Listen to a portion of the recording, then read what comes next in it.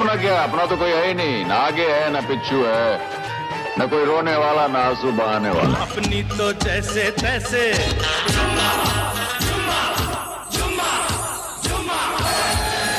कर लो बात। अरे बाबूजी ऐसी इंग्लिश आवे दैट आई कैन लीव अंग्रेज बिहाइंड। सा सा सा ग ग रे रे सा नी नी नी सा सा सा।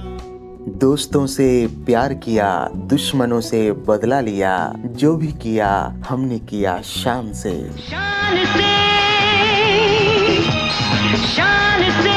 सिप्पी फिल्म्स के बैनर तले इस फिल्म का निर्माण किया था जीपी सिप्पी ने तथा इसके निर्देशक थे रमेश सिप्पी। तकरीबन 3 घंटे 2 मिनट लंबी इस फिल्म की कहानी, पटकथा और संवाद लिखे थे सलीम जावेद की जोड़ी ने। अजीब जानवर है, कितना भी खाए भूखा ही रहता है। इस फिल्म के प्रमुख सहायक व मेहमान भूमिकाओं में नजर आए थे सुनील दत्त, शशि कपूर, अमिताभ बच्चन, शत्रुघ्न सिन्हा, राखी गुलजार, परवीन बाबी, बिंदिया गोस्वामी, जॉनी वॉकर, कुलभूषण खरबंदा, मैक मोहन, मजहर खान, बिंदु, हेलेन, यूनुस परवेज, दलीप ताहिल आदि। फिल्म शान अपने बेहतरीन गीत संगीत के लिए भी याद की जाती है, जिनके बोल लिखे थे आनंद बख्शी ने तथा धुन तैयार किया था राहुल देव बर्मन ने। फिल्म के ओरिजिनल साउंड ट्रैक में कुल 7 गाने रखे गए थे, जिनके बोल हैं दोस्तों से प्यार किया, नाम अब्दुल है मेरा, मितवा, दरिया में जहाज चले, जानू मेरी जान, प्यार करने वाले और यम्मा यम्मा ये खूबसूरत समा। यम्मा यम्मा यम्मा ये खूबसूरत समा, बस आज की रात है जिंदगी, कल हम कहाँ तुम कहाँ। फिल्म के इन कर्णप्रिय गीतों में अपनी आवाज दी थी लता मंगेशकर, किशोर कुमार, मोहम्मद रफी, आशा भोसले, उषा मंगेशकर, उषा उत्थुप और राहुल देव बर्मन ने। चलिए अब जान लेते हैं इस फिल्म से जुड़ी 15 खास अनसुनी बातें। फैक्ट नंबर 1, फिल्म शान साल 1980 में सर्वाधिक कमाई करने वाली फिल्मों के 5वें स्थान पर रही थी। इसका कुल बजट था तकरीबन 3 करोड़ रुपए तथा इसने बॉक्स ऑफिस पर 4.25 करोड़ रुपए कमाए थे। इस लिहाज से फिल्म को बिलो एवरेज घोषित किया गया था। इस साल कमाई के मामले में पहले स्थान पर रही फिल्म कुर्बानी, जिसने 6 करोड़ रुपए कमाए और यह ब्लॉकबस्टर कहलाई। दूसरे स्थान पर रही फिल्म आशा, जिसने 5 करोड़ रुपए कमाए और यह ब्लॉकबस्टर कहलाई। तथा तीसरे स्थान पर रही फिल्म राम बलराम, जिसने 5.25 करोड़ रुपए कमाए और यह हिट कहलाई। फैक्ट नंबर 2, फिल्म शोले की जबरदस्त सफलता के बाद निर्देशक रमेश सिप्पी से लोगों की उम्मीदें काफी बढ़ चुकी थीं। अतः वो अपने आगामी फिल्म को और भी भव्यता देने पर विचार करने लगे। इस संबंध में जब शोले फिल्म के लेखक जोड़ी सलीम जावेद से राय मांगी गई तो जावेद अख्तर ने कहा कि शोले कल्ट बन चुकी है और वर्तमान में उससे बड़ी फिल्म बनाना मुश्किल है। अतः फिलहाल हमें नए कलाकारों को लेकर एक छोटे बजट की प्रेम कहानी पर आधारित फिल्म बनानी चाहिए। जावेद अख्तर की इस सलाह को तत्काल ही खारिज कर दिया गया, लेकिन अपना लेखक धर्म निभाते हुए उन्होंने शान फिल्म के लेखन में अपना 100% दिया। फिर भी उनके दिल में कहीं न कहीं यह बात दबी रह गई कि शोले की भव्यता और लोगों की उम्मीदों के आगे यह फिल्म नहीं टिक पाएगी और अंततः जावेद अख्तर का डर बिल्कुल सही साबित हुआ। फैक्ट नंबर 3, फिल्म का लेखन जब पूरा हो गया तो इसकी कास्टिंग शुरू हो गई और शीर्ष भूमिकाओं में सुनील दत्त, धर्मेंद्र, अमिताभ बच्चन, संजीव कुमार, विनोद खन्ना, हेमा मालिनी और परवीन बाबी को चुना गया। लेकिन फिल्म की शूटिंग शुरू होते होते यह कास्टिंग पूरी तरह से बदल गई। दरअसल इस समय तक अमिताभ बच्चन का स्टारडम शिखर पर था और उस दौर के अन्य नायक, जिनमें धर्मेंद्र भी शामिल थे, खुद को कमजोर पा रहे थे और इस कोशिश में जुटे हुए थे कि अगर अमिताभ बच्चन के साथ किसी फिल्म में काम करना हो तो उसमें उनका रोल अमिताभ बच्चन के मुकाबले बेहतर हो। ऐसा ही फिल्म शान में भी हुआ, जहाँ धर्मेंद्र का किरदार अमिताभ से बेहतर था। लेकिन यहाँ रमेश सिप्पी को यह भी डर था कि कहीं वो अमिताभ बच्चन के स्टारडम को भुनाने में चूक न जाएं। अतः उन्होंने धर्मेंद्र और अमिताभ बच्चन की भूमिकाओं को समान कर दिया। लेकिन जब यह बात धर्मेंद्र को पता चली तो उन्होंने हेमा मालिनी के साथ फिल्म ही छोड़ दी। इससे रमेश सिप्पी को धक्का तो अवश्य लगा, लेकिन उन्होंने इस रिक्ति को शशि कपूर और बिंदिया गोस्वामी से भर दिया। हाँ, इस पूरे घटनाक्रम में एक बदलाव यह अवश्य हुआ कि अमिताभ बच्चन और परवीन बाबी धर्मेंद्र और हेमा मालिनी के की जगह पर प्रोन्नत हो गए और शशि कपूर और बिंदिया गोस्वामी उनकी जगह पर चुन लिए गए। खैर, फिल्म को छोड़ने की अगली बारी संजीव कुमार की रही, जो शुरू में सुनील दत्त के द्वारा निभाया गया बड़े भाई की भूमिका करने वाले थे, लेकिन उन्हें यह भूमिका ज्यादा पसंद नहीं आई, जिसके बाद रमेश सिप्पी ने मजहर खान के द्वारा निभाई गई अब्दुल की भूमिका उन्हें सौंप दी। परंतु उन्हीं दिनों संजीव कुमार को पहला हृदयाघात हुआ और डॉक्टर ने उन्हें सलाह दिया कि वो ज्यादा फिजिकल एक्टिविटी से बचे। परंतु अब्दुल की भूमिका में काफी फिजिकल डिमांड थी। ऐसे में संजीव कुमार ने शाकाल की भूमिका मांगी और इसके लिए रमेश सिप्पी शुरू में तैयार भी हो गए, जिसके बाद संजीव कुमार ने अपना सिर भी मुड़वा लिया। लेकिन अंत में रमेश सिप्पी उन्हें शाकाल की भूमिका में स्वीकार नहीं कर पा रहे थे और जब यह बात संजीव कुमार को पता चली तो वो स्वतः फिल्म से हट गए, जिसके बाद शाकाल की यह भूमिका कुलभूषण खरबंदा के पास चली गई। संजीव कुमार के बाद फिल्म छोड़ने वाले अगले कलाकार रहे विनोद खन्ना, जो ओशो रजनीश से कुछ यूं प्रभावित हुए कि न केवल उन्होंने फिल्मी दुनिया को अलविदा कह दिया बल्कि अपने बेटों और पत्नी को भी त्याग दिया। खैर, विनोद खन्ना के फिल्म छोड़ने के बाद उनकी भूमिका शत्रुघ्न सिन्हा साहब को दे दी गई।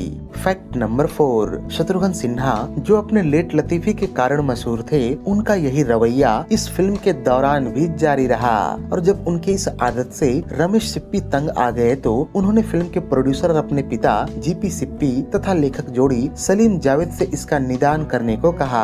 काफी विचार विमर्श के बाद यह तय किया गया कि शत्रुघ्न सिन्हा को फिल्म से बाहर का रास्ता दिखा दिया जाए और उनकी जगह पर नसीरुद्दीन शाह को ले लिया जाए। खैर, जब इस बाबत नसीरुद्दीन शाह से बात की गई तो उन्होंने कुछ दिनों का मोहलत मांगा, क्योंकि वो अल्बर्ट पिंटो को गुस्सा क्यों आता है नामक एक फिल्म की शूटिंग कर रहे थे, जो कि अंतिम चरण में था। यह जानकर जावेद अख्तर ने नसीरुद्दीन शाह से कहा कि आप क्यों एक छोटी मोटी फिल्म के चक्कर में पड़े हैं, आपको यह फिल्म छोड़कर शान से जुड़ जाना चाहिए। नसीरुद्दीन शाह को यह बात बेहद बुरी लगी कि अपने फायदे के लिए ये लोग किसी छोटे प्रोड्यूसर को नुकसान पहुंचाने से भी गुरेज नहीं कर रहे हैं। बहरहाल, उन्होंने साफ शब्दों में कह दिया कि जब तक वो अल्बर्ट पिंटो को गुस्सा क्यों आता है फिल्म की शूटिंग पूरा नहीं कर लेते, तब तक किसी अन्य फिल्म से नहीं जुड़ेंगे। खैर, जब फिल्म से निकाले जाने की बात शत्रुघ्न सिन्हा को पता चली तो वो रमेश सिप्पी से मिले और अपनी गलती स्वीकारते हुए फिल्म में बने रहने की इच्छा जाहिर की, जो कि रमेश सिप्पी के द्वारा सहर्ष ही मान लिया गया। फैक्ट नंबर 5, इस फिल्म में मजहर खान के चुने जाने का क्रेडिट जावेद अख्तर की पहली पत्नी हनी ईरानी को जाता है। दरअसल एक रात हनी ईरानी ने मजहर खान को किसी डिस्को में देखा। मजहर सचमुच बेहद आकर्षक लग रहे थे।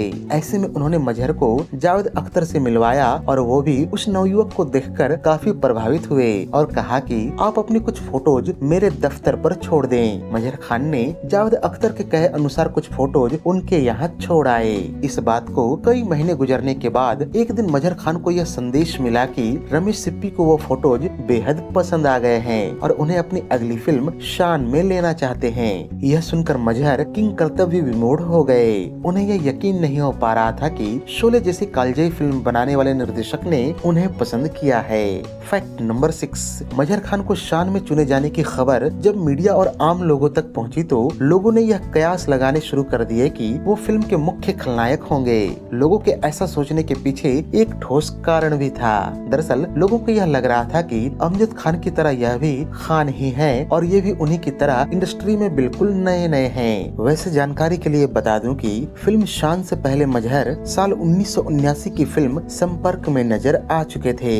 फैक्ट नंबर 7, जैसा कि आप जानते हैं कि शाकाल का अड्डा जिस आइलैंड को बताया गया था वो इंग्लैंड स्थित स्टीफहोम आइलैंड है। जब कुलभूषण खरबंदा को यह पता चली कि उनका अड्डा इंग्लैंड में दिखाया जाएगा तो वो बेहद रोमांचित हो उठे। वो इस कल्पना में खो गए कि इस बार वो प्रोड्यूसर्स के खर्चे पर इंग्लैंड में एक लंबा वक्त गुजार पाएंगे। लेकिन जल्दी उन्हें यह जानकर झटका लगा कि सिर्फ स्टीफहोम आइलैंड को बाहर से शूट किया जाएगा, बाद बाकी शाकाल के अड्डे का अंदरूनी हिस्सा बॉम्बे स्थित एक स्टूडियो में सेट लगाकर फिल्माया जाएगा। यहाँ कुछ लोगों को यह भ्रम भी हो सकता है कि जब सुनील दत्त शाकाल के अड्डे से भाग रहे होते हैं तो शाकाल एक हेलीकॉप्टर से उन्हें गोली मार देता है और इसकी शूटिंग तो उसी आइलैंड के बाहरी इलाके में हुई है। हाँ, इस बात से भी इनकार नहीं किया जा सकता, लेकिन यहाँ एक अलग ही खेल हुआ है। दरअसल इस दृश्य में आप जो शाकाल बने कुलभूषण खरबंदा का क्लोजअप देखते हैं वो भारत में ही शूट हुआ है। बाद बाकी हेलीकॉप्टर को उड़ते हुए इंग्लैंड में फिल्माया दिखाया गया था। फैक्ट नंबर 8, इस फिल्म के गीत प्यार करने वाले प्यार करते हैं शान से की शूटिंग के दौरान परवीन बाबी बेहोश होकर गिर पड़ी थी।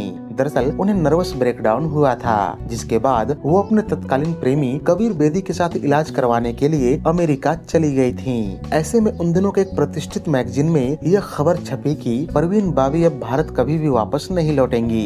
फिल्म में परवीन का किरदार बेहद मॉडर्न और वेस्टर्न अंदाज लिए हुए था। इस स्थिति में रमेश सिप्पी ने अपना अगला विकल्प सिमी गरेवाल के रूप में तय किया और उन्होंने जुबानी तौर पर उनसे सहमति भी ले ली। लेकिन सारी अनुमानों को धत्ता बताते हुए परवीन बाबी कुछ ही दिनों में भारत वापस लौट आई और अपने हिस्से की शूटिंग को आगे बढ़ाया।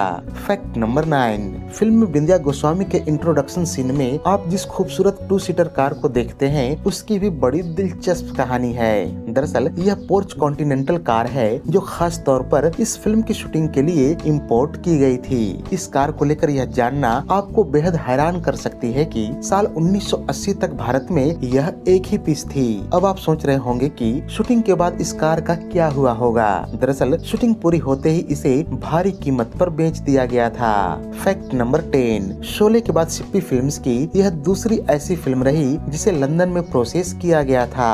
गौरतलब है कि जहां शोले 70 mm रील्स और स्टीरियोफोनिक साउंड के साथ रिलीज हुई थी, वहीं शान में उससे भी एक कदम आगे बढ़कर टेक्नोविजन तकनीक का प्रयोग किया गया था।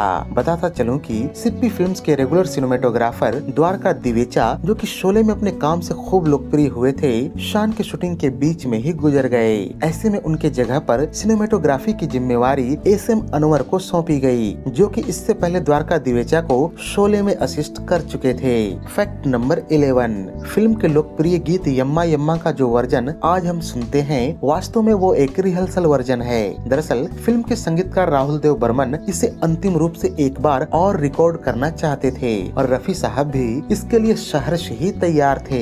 लेकिन इसी दौरान रफी साहब का देहांत हो गया और मजबूरन रिहर्सल वर्जन ही फिल्म में उपयोग हुआ।